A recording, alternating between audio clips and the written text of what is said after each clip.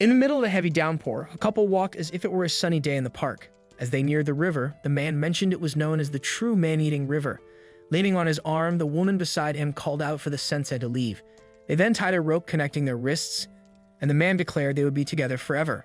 Suddenly, our one and only truck-kun barreled down the muddy road and helped the couple achieve their dreams. On that day, a renowned author and his lover left this world. After the tragedy, the man woke up in an unfamiliar sanctuary, looking around with a strange disinterest at his foiled plan. Observing a statue of an angel, he deduced that this was the afterlife. However, a woman suddenly appeared and explained that this was not the final destination for the dead. She then introduced herself as Annette and explained that this was a place called Zauberberg, a harsh world surrounded by darkness. According to her, the newly deceased man was chosen to enter this land to become a hero who must bring light and hope. Showing no motivation, the man realized that not only had he failed in his plan to pass alongside his lover, but he had also been brought to this strange place without his consent. With a slight laugh, he put his hand on his head and remarked that his life had always been a great shame. Annette, without patience for his drama, warned him of an urgent mission. However, the hero had swallowed several sedatives to end his life.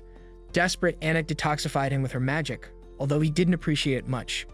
She then ordered him to rise and fulfill his destiny of saving this world, but the renowned author wanted nothing to do with heroism, stating that he just wanted to die. As Annette fumed, explaining that he was the chosen one, the man gathered the sedatives from the ground, swallowed a few, and laughed sarcastically, emphasizing that he hadn't asked to be chosen for anything. Annette then asked if he had been visited by a truck. Remembering the accident, he said yes. She soon explained that it was the selection truck for the otherworld, running over potential heroes. Among all the depressed people on Earth, only those crushed by truck-kun tires could start afresh and build a life worth living in this world of adventures. However, in the author's mind, his only chance of happiness was to pass with his beloved, and this elf with a pope hat had ruined everything. Internally, Annette cursed the man for his ingratitude, but she was sure he would change his mind when he saw the status he had gained in this place, since every human brought here received superhuman abilities. But when she saw his status, he was a complete weakling with a mere 1 point of life and poisoned. Not wanting to let it go, Annette searched every corner of his status for any special ability she might have missed. However, all she found were packs of cigarettes, sedatives, and a notebook with a pen in the inventory. It was then when she realized that the man was indeed a human trash with lung cancer. The man, not disappointed as he had no expectations, turned his back and announced he was leaving. Feeling guilty, Annette grabbed his wrist and apologized, assuming they might have brought him by mistake, given that he was extremely weak. She made it clear that he would not survive in this world. But once again, he laughed and replied that this had always been his life, whether in his original world or now. Not wanting to leave the human alone, Annette asked him to stay inside for now, as going out would expose him to many dangers. However, the sensei didn't expect to live on, as he wouldn't mind giving up everything to never exist again. Saying this, he turned and left while the guide watched with teary eyes, noting that this human was different from the others. There was a time when Annette took pride in guiding inhabitants from another world, welcoming people with open arms and getting excited to meet all kinds of folks from alternate realities. That was until one day she received an arrogant boy, one of those employees exploited to the bone by his company. The idea of becoming a hero went to his head. The kid bragged about everything he did, and every time Annette found herself praising his performance without thinking that maybe she had become just a hero worshiper instead of a woman guiding the representatives of light in this world. To reverse this situation, she asked Sensei to at least find a profession before leaving. He turned with a smirk and informed her that he was already a born writer, nothing more, nothing less. He said goodbye to the girl with the pretty ears and left for good. As the sanctuary gate closed, Annette was sure she had been waiting for this man to arrive. Instead of a thrush or a vulture in this world, fierce and aggressive dragons flew in the skies. Beneath them on the ground walked the depressive writer who didn't understand a single thing written on the direction signs. As if that weren't enough, he had no doubt that he would never find a cup of coffee around there. Out of nowhere, some internal system alerted that he had discovered the landmark Great Plains of Erston, earning him 5 experience points. With a terrible headache, Sensei asked the voice to stop talking inside his ear, but the system then announced that he had leveled up to level 2, using a noisy heroic symphony in the background. Not long after, he noticed the presence of a death tree holding a girl hostage, and she begged the adventurer for help, assuming that's what he was, of course. However, the writer didn't lift a finger. He just observed, noting that today was the day he met people with strange ears. Regardless, he acknowledged that women on the brink of death have a unique charm, so he asked the girl if he could write a romance based on her. She screamed to be saved again, and he finally realized she needed help. He stretched his arms up to grab her, but his height wasn't enough. The girl then asked if he had a sword or spell, but just as he was about to answer, Sensei was also grabbed by the death tree. At least he was relieved it was by the neck because it cut off his air supply. With little time left, he said it was a pleasure to meet her, but she didn't feel the same. Pleasure is something they wouldn't experience when the tree used its suction to steal their life force. In other words, they had only a few minutes to live. Hanging by his neck, this was the sole thing that Sensei had prayed for. As he felt weaker, he sang the song, "I Have to Go Now," until his neck bent forward in his final moments. However, ominous energy soon escaped his body, spreading through the death tree's branches until it consumed the entire structure, causing an explosion that freed them both. While Sensei lamented his survival, the system announced that 300 damage had been inflicted by the adventurer's poison.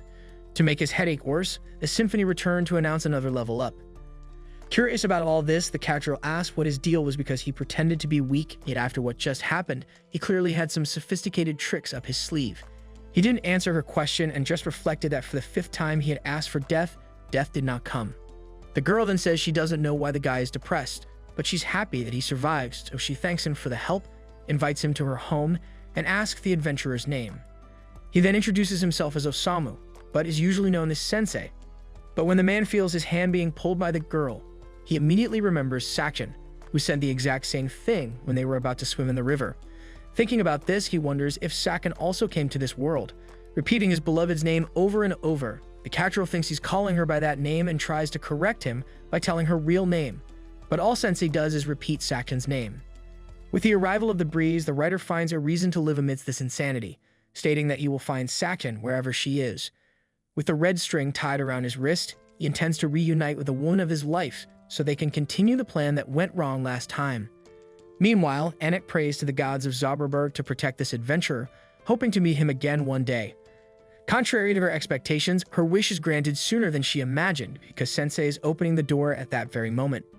Excited, even though she met the guy 20 minutes ago, she runs to him as if he returned from war after 4 years of marriage. However, the cat girl shows up behind him, killing the mood. Not wanting to be involved, Sensei announces he's looking for a lady named Sakin, driving the guide crazy with each new woman entering the story. However, Anik says she has no idea who that is, so Sensei sets off on his quest without a single clue. The cat girl reassures him that she's sure the lady is somewhere around. And since it's still a long way to her house, she invites her companion to make a stop in the city of Roth Castle. With that, she pulls Sensei by the arm and Annette immediately shows up to teach the feline a lesson, saying it's absurd to hold a man's hand in public. Confused, the cat girl asks why this woman is following them, but the guide has no answer. With that, the short girl assumes Annette has her eye on Sensei, driving Annette crazy trying to justify herself in every possible way, emphasizing that her job is to guide the inhabitants of the other world. Hearing this, the cat girl discovers Sensei is not from this planet, which explains why he's so strong. Annette is confused because his stats say otherwise. The girl then explains that Sensei killed the Tree of Life with a single attack and saved her life. Imagining that her rescue created an intimate bond between them, Annette starts feeling sick with jealousy, kneeling and exuding a dark aura while cursing the cat girl. Ignoring the drama, Sensei finds a perfect bed for himself and announces he's going to take a nap and to wake him when they reach the city. He bids farewell to Annette and Tama before closing the coffin. The cat girl complains that's not her name, making the guide laugh and boasts she was called by the correct name. The journey truly begins with Annette pulling Sensei's coffin by a rope. In the late afternoon, in a palace located somewhere in this unknown world, a young maiden gazes at the beautiful sea view from a balcony. The scene shifts back to the girls who had been dragging their sensei for so long that the cat girl lost her patience and demanded he walk on his own. When there was no response, Annette checked if he had died, but his status showed he was merely napping. Since they were near their destination, the elf asked Tama to carry the coffin again, causing the cat girl to complain once more that that wasn't her name. Inside the coffin, Sensei dreamed of holding his beloved Sachin in his arms again, eager to continue what they had started. Eventually, the group arrived in the city of Roth, where Sensei began to realize he was in an entirely different world. This revelation sparked his artistic imagination with all the things he could never have envisioned. But amidst this, Annette announced that she would request an audience with the king. In the throne room, the supreme ruler of Roth introduced himself as Thomas, alongside his daughter Charlotte. The king then offered the group accommodations in the castle for the night, which pleased the travelers, but there was a condition. He loved hearing stories from travelers and wished the adventurers to share their experiences and memories with him. Given he had just arrived and wasn't the most proactive adventurer, Sensei asked if talking about sleeping in a coffin was enough, making Thomas think it was a death threat. To steer away from this topic, Annette remarked on Princess Charlotte's beauty. After thanking her for the compliment, the king informed them that Charlotte would soon be married and sought their advice on the matter. Before explaining further, he summoned two men to the throne room. He then introduced them to the two candidates for the princess at hand, the brave knight Gomes and Otto, the wandering minstrel of love. The king then explained that due to the influence of the Demon King, monster activity had recently increased, and considering his age, Thomas couldn't handle this threat alone, so one of these two would become Charlotte's husband and the next king. However, since the princess had not yet chosen her suitor, Thomas wanted the candidates to weigh in.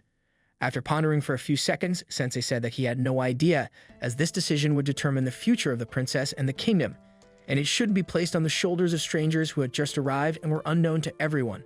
To conclude his statement, Sensei commented that Thomas was a terrible tyrant who didn't deserve the crown he wore. The two women accompanying Sensei tried to smooth over the situation, explaining that he came from another world and didn't know how to behave appropriately here. That night, the writer gazed out the window of his room until Annette woke up and asked if he was having trouble sleeping. Sensei then confessed that he never could sleep, leaving the elf momentarily speechless. However, she soon asked who this Saksheng he always talked about was. But before he could answer, the cat girl's tail poked out from under the blanket, revealing that she had been sleeping on the writer's lap the whole time. She then scolded the girl for resting on Sensei's no-no square, but the cat girl defended herself, explaining that she was protecting herself from the cold, which was customary for her kind. She further accused the elf of being jealous, which she claimed was the real reason behind Annette's outburst. However, in the middle of their argument, Sensei left the room to get some air and decided to take a walk around the castle. He found Charlotte on the balcony where she spent most of her days, gazing at the moonlit water. Sensei then approached and commented on the beauty of the landscape, saying that the lake was so lovely it made him want to drown in it. Charlotte expressed her shock at his morbid comment, which made Sensei laugh, noting that she cared more about his life than he did. Changing the subject, Charlotte confessed her dilemma about choosing between Gomes and Otto, explaining that the knight, despite being a recent arrival in the kingdom, was beloved by everyone and had gained authority among the soldiers, earning the king's trust. For these reasons, she felt she should choose him. However, Otto was her childhood friend who sang songs that comforted her whenever she felt down. Sensei observed that Charlotte was a kind-hearted girl who cared about her father. Unlike her, his life had been a disaster, with multiple suicide attempts deeply affecting his parents. However, throughout his life, he had never asked anyone to decide how he should live. He advised Charlotte to follow her own desires. The next day, the king gathered the group of travelers in the throne room to witness his daughter's decision regarding her marriage. Annette also remarked that for the good of the kingdom, the young woman would surely choose Gomes, while the cat girl thought the musician suited the princess better. But at that moment, Thomas asked his daughter to stand before the chosen man and make her vows.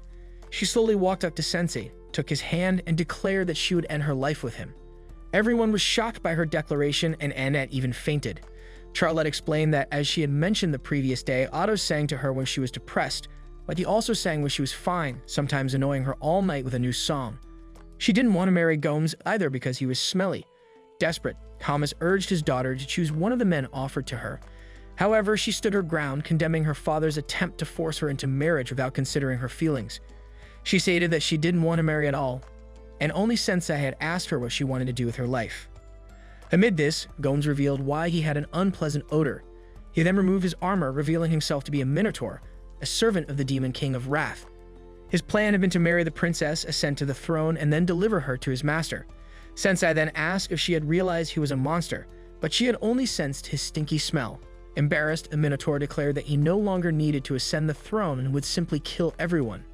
As the cat girl attempted to wake Annette, the kingdom's guards engaged the monster but were swiftly defeated. A pillar, shattered by the Minotaur's punch, nearly collapsed onto Annette, but the cat girl rescued her just in time. She retaliated with a knee to the giant bull's face, demonstrating that she wouldn't fall as easily as the soldiers. Otto then played a tune which gave the cat girl the illusion of being empowered, but the music actually did nothing. The Minotaur then attacked with his horns, but she evaded and struck him once more. Despite her initial upper hand, the cat girl was struck by the enemy's horn, which was incredibly strong and sharp. Seizing this opportunity, the Minotaur declared he would summon all his strength for the next blow. However, Sensei interrupted the battle, mocking the monster by calling him a little cow and instructing him to assist him in ending his life. After all, the princess had just rid herself of her foolish father, and the little cow's magnificent horns seemed the most stylish route to the afterlife. Everyone was shocked by Sensei's approach except the Minotaur, who agreed enthusiastically. He then announced his intention to kill the king, everyone in the room, all the kingdom's citizens, and finally burn everything to ashes. While Charlotte appeared distressed by this, Sensei remarked that it was fine by him since he wouldn't be alive anyways. The Minotaur wished the couple well in the afterlife and charged at them.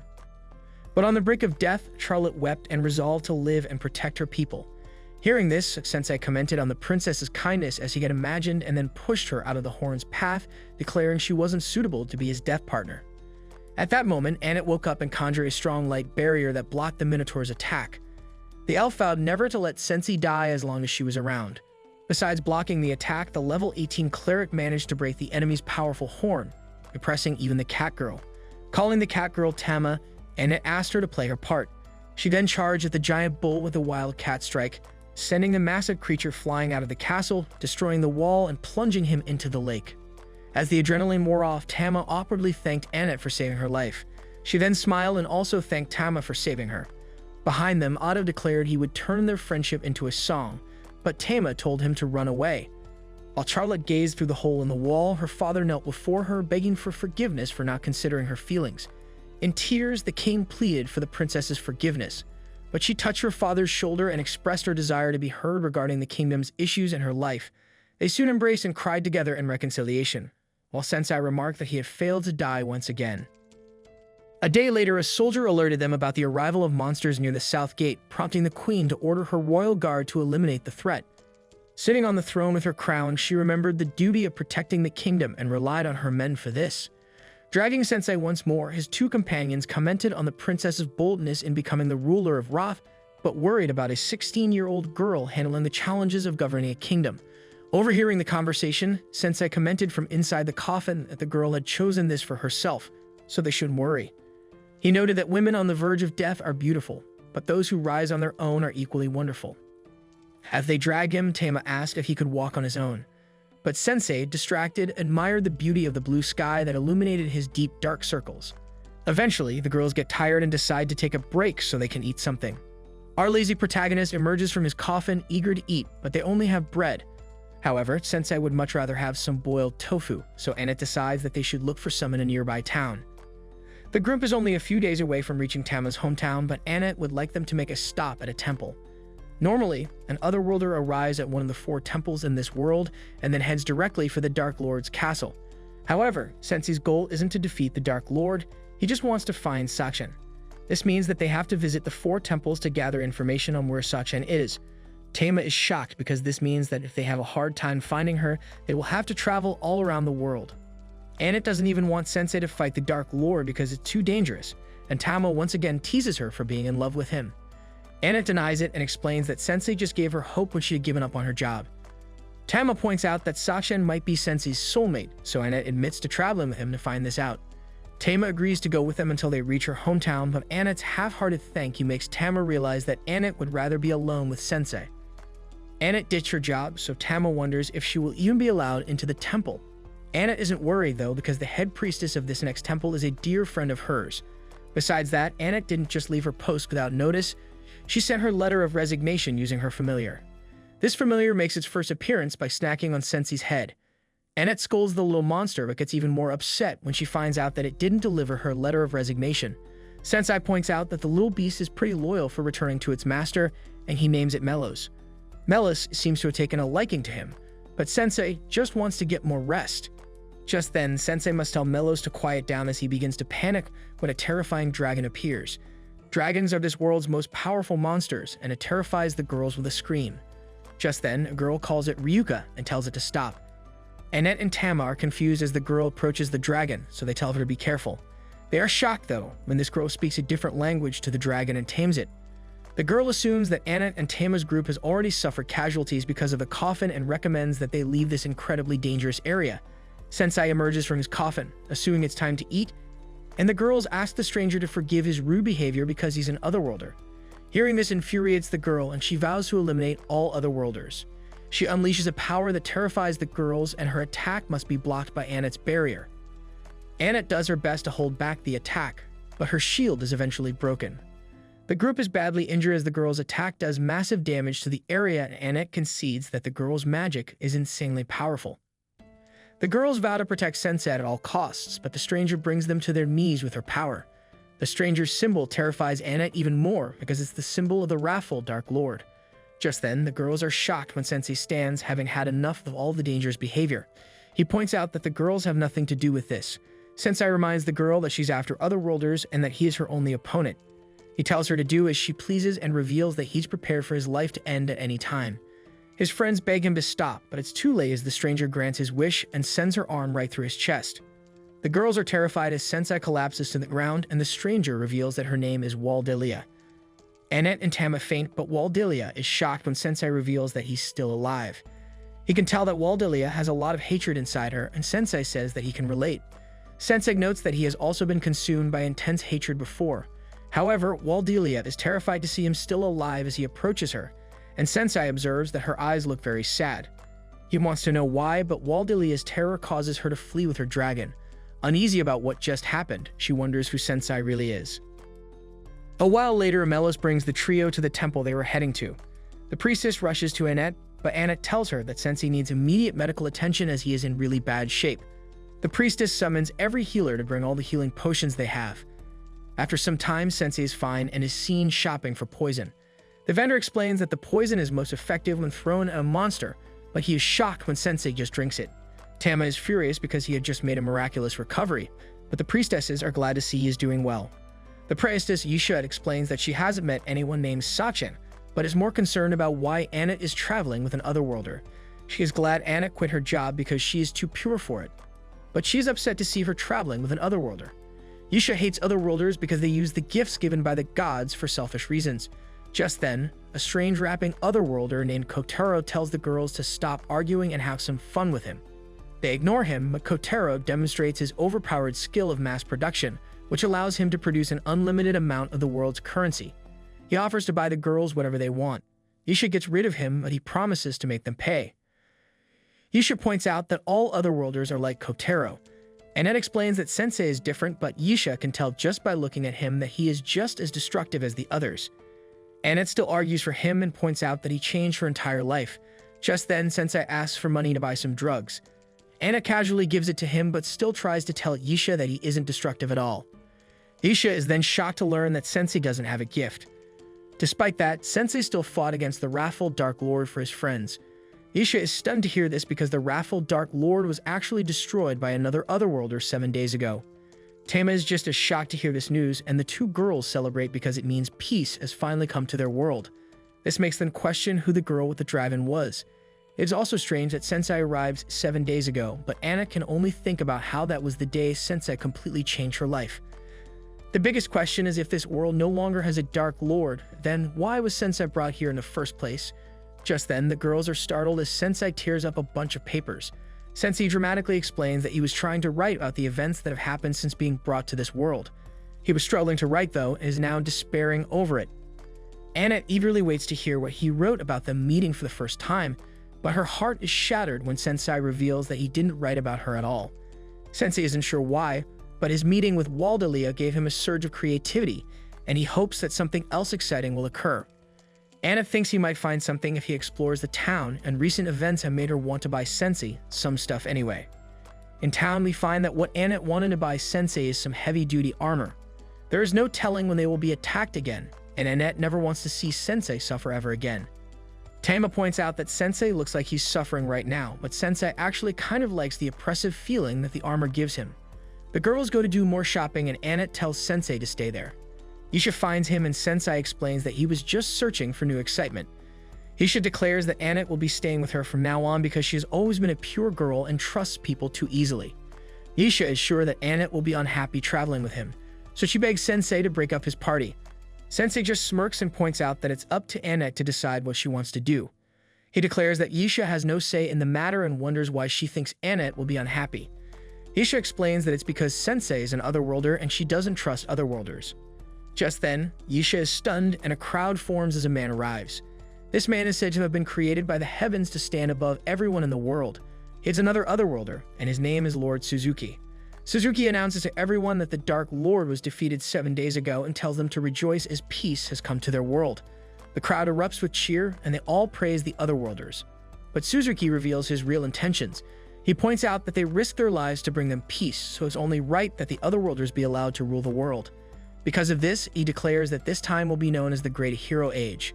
Suzuki has decided to be the ruler of this town, and his buddy Kotaro tells the townspeople to bow down to Suzuki.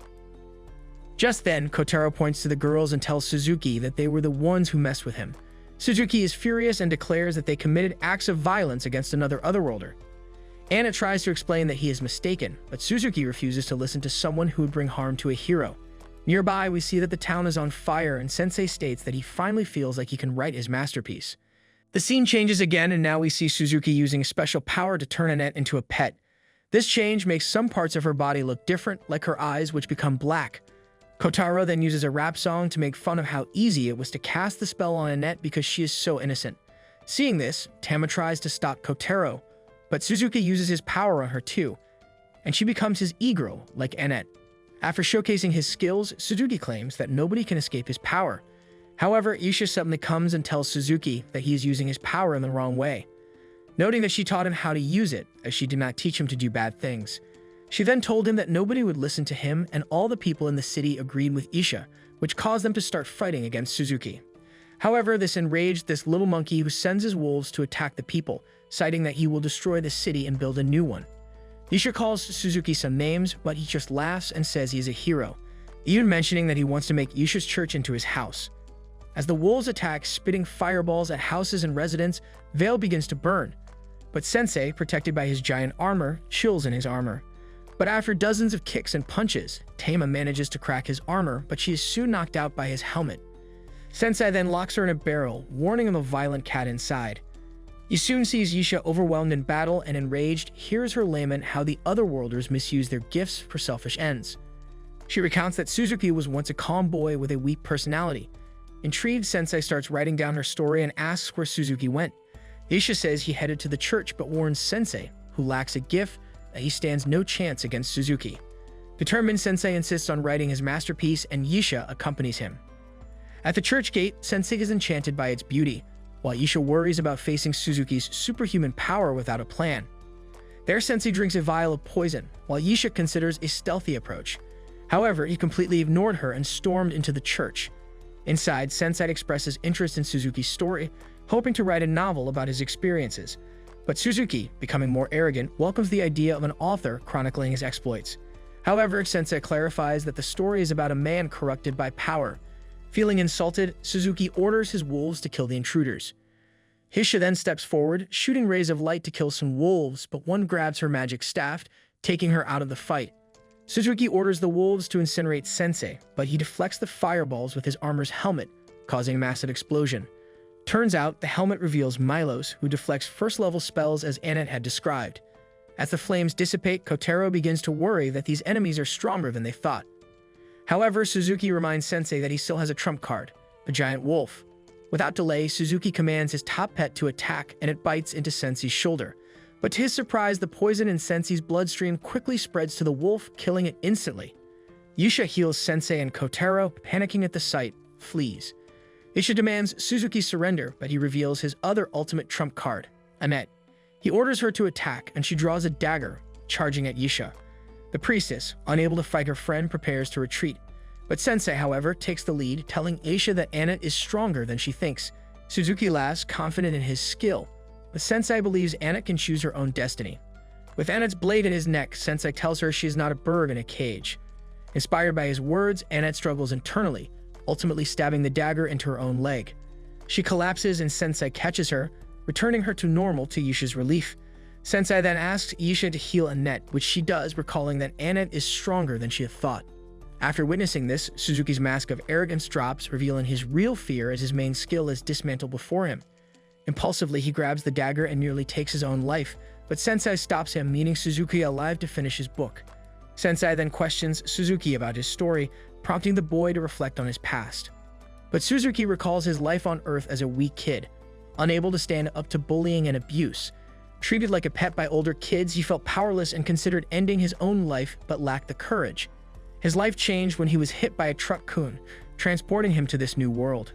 Here, he was no longer a sufferer, but a hero tasked with saving the world from the Demon King of Wrath, armed with a powerful gift. Adapting to his new environment, Suzuki used his domestication ability to bring wild wolves to his side. Despite the promise of being a hero, he was treated maliciously, much like on Earth. This time, however, he had the power to react and refused to let the opportunity slip by.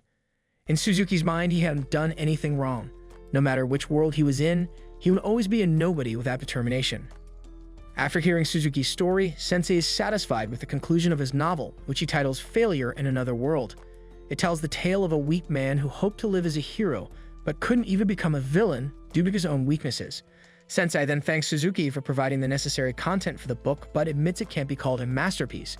He soon tears out one of the pages and creates a magical circle to summon a transfer student. With the circle's power flowing in reverse, Suzuki is sent back to his original world. Shocked, Annette checks Sensei's status and notices that he now possesses the gift of writing. Isha believes this might be a special ability activated only against other transferees, suggesting Sensei was brought to this world specifically to fight these supposed heroes. Frustrated, Sensei collapses, dejected by his failure to write his definitive work. He wonders if he will ever find the person who will inspire him to create his masterpiece, but knows that day hasn't come yet. Despite having sent Suzuki back to Earth, Sensei asks what happened to him. But in another place, the wolves that were once tamed by Suzuki are now free, while Tama emerges from the barrel, confused. Meanwhile, Isha gives Sensei what he wanted most, a brand new coffin with impeccable craftsmanship and golden details. Isha then talks to Annette about how Sensei might play an important role in this world, and that his journey will be difficult and painful. Before Sensei leaves, Isha asks if Suzuki became the way he did because he gained more power than he deserved. As Sensei isn't sure if that was the main reason, but Isha fears Suzuki will return to a miserable life in his original world. Sensei, however, believes Suzuki has the chance to change his story based on what he learned and suffered in this world. Back on Earth, Suzuki submits his resume at the local market to resume a normal life. The interviewer asks why he dropped out of school, bringing back memories that justify his absence. Noticing Suzuki's anxiety, the interviewer understands it must be a delicate subject and decides to give him a chance, asking him to start his new job tomorrow. As Suzuki leaves the market, he feels the cold of the snow and the sound of the wind, extending his hands to appreciate the snowflakes melting on his skin. This then concludes the 4th episode's recap of this anime. If you enjoyed this video and want more of it, go ahead and hit that like button down below and don't forget to subscribe to the channel. Thank you everyone for helping us in reaching 5,000 subscribers. Let's continue to grow this community and help us reach a new goal of 10,000 subscribers.